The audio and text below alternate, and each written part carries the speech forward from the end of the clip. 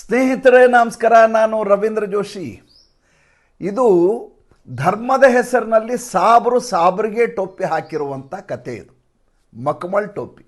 ನೋಡಿ, ಭಾರತ ದೇಶದಲ್ಲಿ ವಕ್ಫ್ ಕಾಯ್ದೆಯ ತಿದ್ದುಪಡಿ ಮಾಡಿದ ಸಂದರ್ಭದಲ್ಲಿ ಯಾವ ರೀತಿ ಅತಿ ದೊಡ್ಡದಾದಂಥ ವಿವಾದವನ್ನು ಸೃಷ್ಟಿ ಮಾಡಲಾಯಿತು.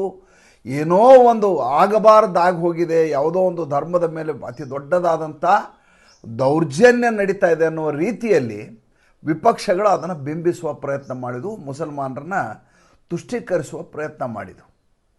ಕಾಲಾಂತರದಲ್ಲಿ ವಕ್ಫ್ ಕಾಯ್ದೆ ಬಗ್ಗೆ ನಾನು ಮಾತಾಡ್ತೀನಿ ಅಂದರೆ ಮಾತಾಡೋಕ್ಕೆ ಏನಿದೆ ಅನ್ನುವ ರೀತಿಯಲ್ಲಿ ಅದು ಸಹಜ ಆಗಿ ಹೋಗಿದೆ. ಅದರ ಕುರಿತಾದಂಥ ವಿದ್ಯಮಾನಗಳು ಘನ ನ್ಯಾಯಾಲಯದಲ್ಲಿ ಒಂದರ ಮೇಲೊಂದರಂತೆ ಪ್ರಕರಣಗಳು ಬರ್ತಾ ಇದ್ದಾವೆ.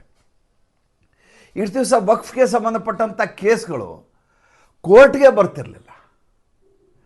ಯಾವುದೋ ಸಿವಿಲ್ ಸೂಟ್ ರೂಪದಲ್ಲಿ ಬರೋದು, ಟ್ರಿಬ್ಯುನಲ್ಗೆ ಹೋಗಿ ಅಂತ ಅವ್ರು ಹೇಳೋದು. ಟ್ರಿಬ್ಯುನಲ್ನಲ್ಲಿ ಇದೇ ಮತಾಂಧರು ಕೂತವರು ತಮಗೆ ಹೇಗೆ ಬೇಕೋ ಆಗ ಜಜ್ಮೆಂಟ್ ಕೊಡೋರು. ಪಾಪ ಎದುರುಗಡೆ ಯಾವ ವ್ಯಕ್ತಿಗೆ ದಮನಿತಗೊಂಡಿರ್ತಾನೋ, ಯಾವ ವ್ಯಕ್ತಿ ದೌರ್ಜನ್ಯ ಆಗಿರುತ್ತೋ ಆತನಿಗೆ ನ್ಯಾಯವೇ ಸಿಗ್ತಿರಲಿಲ್ಲ. ಏಕೆಂದರೆ ಭಾರತ ದೇಶದಲ್ಲಿ ಕಾಂಗ್ರೆಸ್ ಸರ್ಕಾರ ಯಾವ ರೀತಿ ವಕ್ಫ್ ಕಾಯ್ದೆ ತಿದ್ದುಪಡಿ ಮಾಡಿತ್ತು ಅಂತಂದರೆ, ಯಾರು ವಕ್ಫ್ ಆಸ್ತಿಯನ್ನು ವಕ್ಫ್ ಜಕಾತ್ ಅಂತ ಕರೀತಾರೆ, ಅದಕ್ಕೆ ವಕ್ಫ್ ಮಾಡ್ಕೊಂಡಿರ್ತಾರೋ ಅದರ ಕುರಿತಾದಂಥ ವ್ಯಾಜ್ಯಗಳು ಟ್ರಿಬ್ಯುನಲ್ನಲ್ಲಿ ತೀರ್ಮಾನ ಆಗಬೇಕು, ಘನ ನ್ಯಾಯಾಲಯಕ್ಕೆ ಹೋಗೋ ಹಾಗಿಲ್ಲ.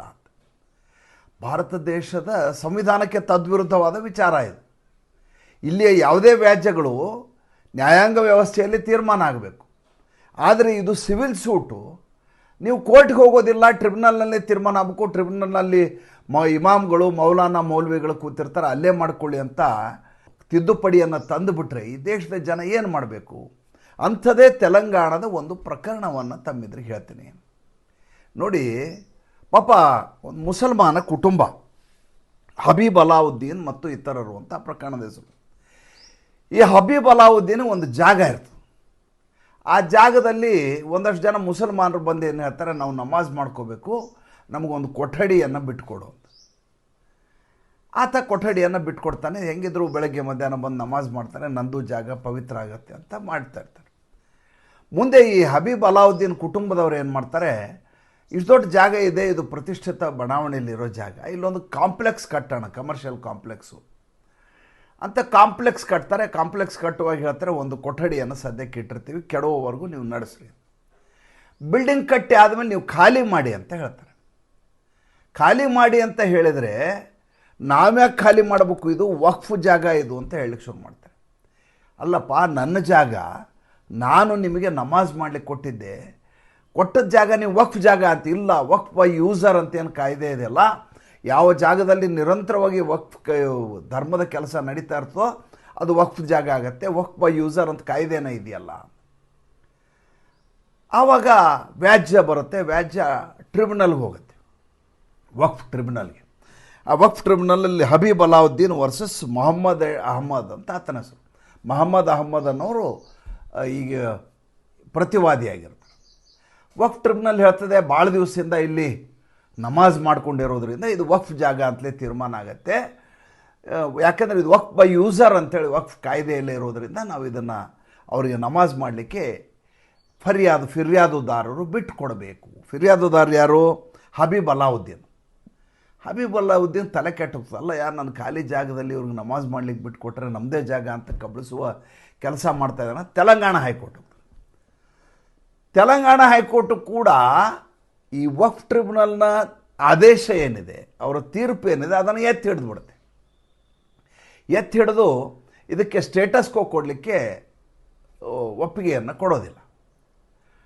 ಆವಾಗ ಈ ಹಬೀಬ್ ಅಲಾವುದ್ದೀನ್ ಏನು ಮಾಡ್ತಾರೆ, ಸುಪ್ರೀಂ ಕೋರ್ಟ್ ಹೋಗ್ತಾರೆ. ಮೊನ್ನೆ ಜನವರಿ 28ನೇ ತಾರೀಕು ಇದು ವಿಚಾರಣೆಗೆ ಬಂದು ತೀರ್ಪನ್ನು ನೀಡಲಾಗುತ್ತೆ. ಜಸ್ಟಿಸ್ ಸಂಜಯ್ ಕುಮಾರ್ ಮತ್ತು ಕೆ ವಿನೋದ್ ಚಂದ್ರನ್ ಇರುವಂಥ ದ್ವಿಸದಸ್ಯ ಪೀಠದಲ್ಲಿ ಇದರ ವಿಚಾರಣೆಯ ಸಂದರ್ಭದಲ್ಲಿ ಘನ ನ್ಯಾಯಾಧೀಶರು ಕೊಟ್ಟಿರುವಂಥ ಜಜ್ಮೆಂಟ್ ಇದೆಯಲ್ಲ, ಇದು ಪ್ರೆಸಿಡೆಂಟಾಗಿ ಉಳಿಯುವಂಥದ್ದು, ರಿಮಾರ್ಕೆಬಲ್ ಆದಂಥ ಜಡ್ಜ್ಮೆಂಟ್. ಅವರು ಒಂದೇ ಒಂದು ಸಾಲಿನಲ್ಲಿ ಹೇಳ್ತಾರೆ, ಈ ಜಾಗ ವಕ್ಫ್ಗೋಸ್ಕರ ನೋಂದಾಯಿತಗೊಂಡಿದೆಯಾ, ವಕ್ಫ್ ಆ್ಯಕ್ಟ್ 1995 ಪ್ರಕಾರ ಈ ಜಾಗವನ್ನು ವಕ್ಫ್ ಆಸ್ತಿ ಅಂತ ವಕ್ಫ್ ಬೋರ್ಡ್ ಮೂಲಕ ನೋಂದಾವಣಿ ಮಾಡಿದೆಯಾ ಅಂತ ಕೇಳ್ತಾರೆ. ಇಲ್ಲ, ನೋಂದಾವಣಿ ಮಾಡಿಲ್ಲ, ಇದನ್ನು ನಾವು ನಮಾಜ್ ಮಾಡಲಿಕ್ಕೆ ಅವ್ರು ಕೊಟ್ಟಿದ್ರು, ನಾವು ನಮಾಜ್ ಮಾಡ್ತಾಯಿದ್ವಿ. ನೋಂದಾವಣಿಗೊಳ್ಳಲಾರದ ಆಸ್ತಿಯ ಮೇಲೆ ವಿವಾದವನ್ನು ಬಗೆಹರಿಸಲಿಕ್ಕೆ, ತೀರ್ಪನ್ನು ಕೊಡಲಿಕ್ಕೆ ಸ್ವತಃ ವಕ್ಫ್ ಟ್ರಿಬ್ಯುನಲ್ಗೂ ಕೂಡ ಯಾವುದೇ ರೀತಿಯ ಹಕ್ಕಿಲ್ಲ. They are not empowered. ಅವ್ರು ಹೇಳ್ತಾರೆ, Waqf tribunals have no jurisdictions over unregistered properties. Waqf tribunals have no ಜ್ಯೂರಿಡಿಕ್ಷನ್ಗೆ ಬರಲ್ಲ ಅವ್ರ ಜ್ಯೂರಿಡಿಕ್ಷನ್ಗೆ over unregistered properties. They can only adjudicate. ಅಷ್ಟೇ ಹೇಳೋದಲ್ಲದೆ ಮೂಲ ಆಸ್ತಿ ಒಡೆಯರಾದಂಥ ಈ ಯಾರು ಹಬೀಬ್ ಅಲಾದೀನ್ ಇವರು ಸಿವಿಲ್ ನ್ಯಾಯಾಲಯದ ಮೂಲಕ ಈ ಪ್ರಕರಣವನ್ನು ಬಗೆಹರಿಸಿಕೊಳ್ಳಬೇಕೇ ವಿನಃ ಇದನ್ನು ನೀವು ಟ್ರಿಬ್ಯುನಲ್ ಮೂಲಕ ಬಗೆಹರಿಸಲಿಕ್ಕೆ ಸಾಧ್ಯವಿಲ್ಲ ಅನ್ನುವಂಥ ಅದ್ಭುತವಾದಂಥ ರಿಮಾರ್ಕೇಬಲ್ ತೀರ್ಪನ್ನು ಕೊಡ್ತಾರೆ. ಈ ದೇಶದಲ್ಲಿ ಆಗಿರುವಂಥ ಅತಿ ದೊಡ್ಡ ಸಮಸ್ಯೆ ಏನಪ್ಪ ಅಂತಂದರೆ, ಮುಸಲ್ಮಾನರು ಓಲೈಕೆಗೋಸ್ಕರ ಸಂವಿಧಾನವನ್ನೇ ಬಲಿ ಕೊಟ್ಬಿಡೋದು. ಉಳಿದ ಸಂದರ್ಭದಲ್ಲಿ ಸಂವಿಧಾನದ ಹೆಸರನ್ನು ಹೇಳಿ ಮೇಲ್ವರ್ಗದವರ ಮೇಲೆ ದೌರ್ಜನ್ಯ ನಡೆಸೋದು. ಜೊತೆಗೆ ನಾವು ತಳಸ್ಪರ್ಶಿ ಜನರಿಗೆ ಸಾಮಾಜಿಕ ನ್ಯಾಯ ಕೊಡ್ತಾ ಇದ್ದೀವಿ ಅಂತ ತಾರತಮ್ಯ ಮಾಡೋದು. ಆಮೇಲೆ ಅಲ್ಪಸಂಖ್ಯಾತರ ಓಲೈಕೆಗಾಗಿ ಕಾನೂನನ್ನೇ ಗಾಳಿಗೆ ತೋರೋದು. ಇದು ಈ ದೇಶದಲ್ಲಿ ನಡೀತಾ ಇರೋದು. ತೆಲಂಗಾಣ ಹೈಕೋರ್ಟು ಯಾವ ಆದೇಶವನ್ನು ಕೊಟ್ಟಿತ್ತೋ ಅದನ್ನು ಬದಿಗಿರಿಸಿ ಸುಪ್ರೀಂ ಕೋರ್ಟ್ ಈ ರೀತಿಯ ತೀರ್ಪನ್ನು ನೀಡಿದೆ. ತನ್ಮೂಲಕ ಇನ್ನು ಮುಂದೆ ಯಾವುದೇ ಅನ್ರಿಜಿಸ್ಟರ್ಡ್ ಆದಂಥ ವಕ್ಫ್ ಆಸ್ತಿಗಳನ್ನು, ಅಂದರೆ ನಿಮ್ದು ಯಾವುದೋ ಒಂದು ಹೊಲ ಇರುತ್ತೆ ಅದು ವಕ್ಫ್ ಆಸ್ತಿ ಅಂತ ಅವ್ರು ಹೇಳ್ಕೊಂಬಿಟ್ಟಿರ್ತಾರೆ, ನಿಮ್ದು ಯಾವುದೋ ಮನೆ ಇರುತ್ತೆ ಇದು ವಕ್ಫ್ ಆಸ್ತಿ ಅಂತ ಬರ್ಕೊಂಬಿಟ್ಟಿರ್ತಾರೆ, ಪಹಣಿನಲ್ಲಿ ಬಂದುಬಿಟ್ಟಿರ್ತದೆ. ಇಂಥ ಪ್ರಕರಣಗಳು ಇನ್ನು ಮುಂದೆ ಟ್ರಿಬ್ಯುನಲ್ನಲ್ಲಿ ಪ್ರಸ್ತಾಪ ಆಗುವ ಹಾಗಿಲ್ಲ. ಇದು ದೇಶಾದ್ಯಂತ ಅಪ್ಲೈ ಆಗುವಂಥ ವಿಚಾರ. ಯಾಕೆಂದರೆ ಇದು ಸುಪ್ರೀಂ ಕೋರ್ಟ್ನ ಆಗಿರುವಂಥ ತೀರ್ಪಾಗಿರುವುದರಿಂದ ಬಹಳ ದೊಡ್ಡ ಮಟ್ಟದ ನಿಟ್ಟುಸಿರನ್ನು ಉಳಿದವರು ಬಿಡಬಹುದಾದದ್ದು. ನನಗೆ ವಿಶೇಷ ಅನಿಸೋದೇನೆಂದರೆ, ಇವರು ಉಳಿದವ್ರ ಮೇಲೆ ಕಣ್ಣು ಹಾಕಿ ಆಸ್ತಿ ಹೊಡೆಯೋ ಕಾರ್ಯಕ್ರಮ ಮಾಡ್ತಿದ್ರು. ನ್ಯಾಷನಲ್ ಹೈವೇ ಆಸ್ತಿ ಹೊಡೆಯೋದು, ಕಂಡಕಳ್ಳರ ಆಸ್ತಿಯನ್ನು ವಕ್ಫ್ ಆಸ್ತಿ ಅನ್ನೋದು.